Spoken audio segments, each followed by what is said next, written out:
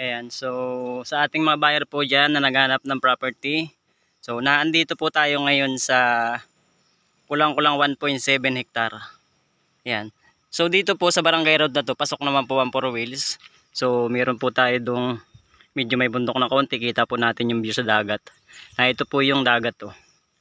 Ayan, frontage po natin na 100 meters ang frontage natin.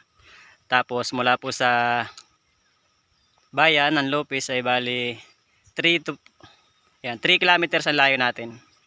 So ito po ay bali dalawang title, itong property ito, isang 5,000 square meters at saka isang 11,000 square meters.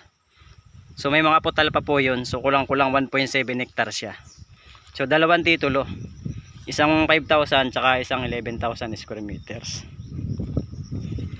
So yung pagkalupa po niya ay slope po siya. So meron din po itong tubigan. Yan, may tubigan po ito ron. So hindi na lang po tayo pupunta ron.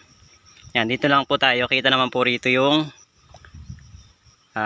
property at tabing barangay road. Ayan. Ayan, nagmotor po ako dito. Ay 7 minutes lang. Ayan, 7 minutes papunta rito sa property.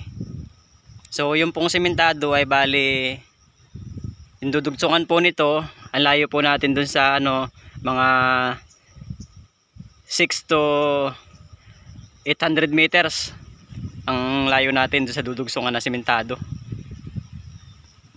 Yan, gaya lang po pagkalupa niya. Sa niyog naman po, napakaraming niyog.